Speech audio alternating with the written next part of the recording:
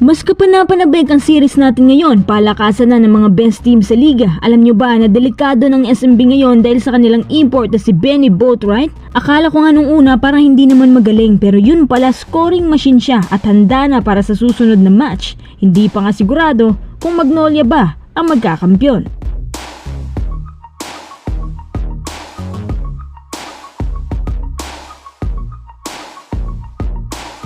Grabe ang panalo ng San Miguel ngayon at mukhang nakatagpo na nga ang SMB ng import na pang malakasan plus healthy pang lineup ng San Miguel. Delikado ang San Miguel ngayon mga kuys dahil sa kanilang import na si Benny Boatwright.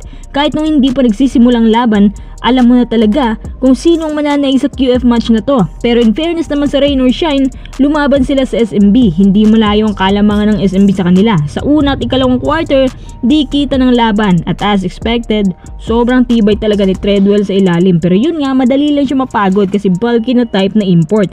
Ramdam mo yan sa kanya habang nahihirapan sa sobrang dami ng big man ng SMB. Matibay din ang sigmura ng locals ng Ross. Well trained talaga ni Coach Yeng. Bumabanat din sa first half pero sa ikatlong quarter nakapagtala ang SMB ng almost 42 points at todo habol ang Ross sa kanila. Umuusok si Boatwright ng almost 41 points kasama ni Chris Ross at Marshall Lassiter na nakakuha pa ng back-to-back threes. Kaya sa unang minutes ng third quarter tabla ang score sa 71 at naging 8-0 run. Napansin ko rin na parang humina ang momentum ng Ross dito at napipressure sila.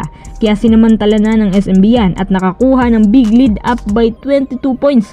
Alam nyo, hindi ko pa talaga masasabi na Magnolia ang magcha-champion kasi iba din ang SMB ngayon at mas nag-iinit pa sila ngayon dahil kay Benny Boatwright. Mas motivated din sila ngayon. Maaga sila nakabook ng ticket para sa semis. Kudos din kay Jericho Cruz na naging player of the game pagkatapos niya makakuha ng 22 points. Itong si Cruz parang motivated na ipakita kay Coach Yeng ang kanyang kalibre habang dumagdag pa itong si Romeo 15 points. Double-double naman si Fajardo na may 13 points, 13 rebounds, CJ Perez na may 11 points. Isang malinis na panalo ito para sa SMB. Kahit natalo ang Ross pero masaya naman si Coach Yeng para sa kanyang mga locals. Sayang lang at huli nang dumating si Treadwell. Phoenix na lang talaga ang pag-asa ng independent teams. Sabi ko na sa inyo malabo talaga na makapasok ang independent teams sa ngayon. Pero pinakita nila, baka posible nga na finally makapag-final sila. Habang ang SMB naghahanda na para sa Hinebra. Ang mga teams ngayon, hindi man lang nakaisa sa SMC, ito ang nagpapatunay ng kalibre nila. Ang sabi ng ilang SMB fan, kayang-kaya nilang talunin ng Hinebra ngayon dahil wala masyadong injured at halos lahat present sa matchup na to. SMC teams lang din ang naglalaban-laban sa finals at hindi pwedeng walang Hinebra, hindi ba? Mas marami ang manonood kapag nandyan ang Hinebra. Congrats sa SMB, better luck next time naman sa Ross at ganun din sa Northport na mabilis lang tinalo ng Hinebra.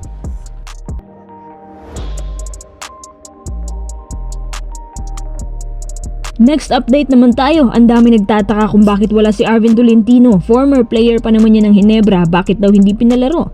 Kahit yung spin hindi makasagot dito pero sa pagkakaalam ko, may nakapagsabi kasi sa akin na injured daw siya sa tuhod. May mga haka-haka na dahil kasi yan sa sister teams na plano nilang ipag-aabot agad sa semis. So ibig sabihin ba nito, pinagbigyan ng NP ang Hinebra?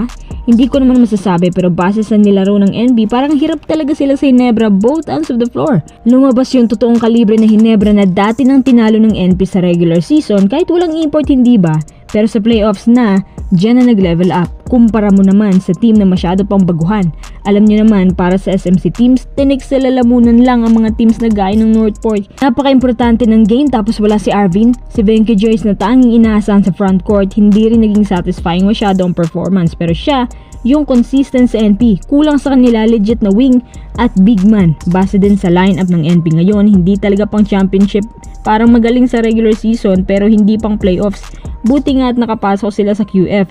Minsan nga kahit top 8, hindi nila magawa. So kahit laglag na sila, parang achievement pa rin yan. Kahit patikim lang. Alam nyo, napansin ko sa mga independent teams ngayon, parang ginawa lang silang pampaikot para kung may contender, yun pala ang totoong teams lang sa PBA yung kina MVP at SMC. Kung gusto nilang pantayan ng mga caliber teams ngayon, budget, dasal at milagro. Dadaan muna sa butas ng karayom bago mangyari yun.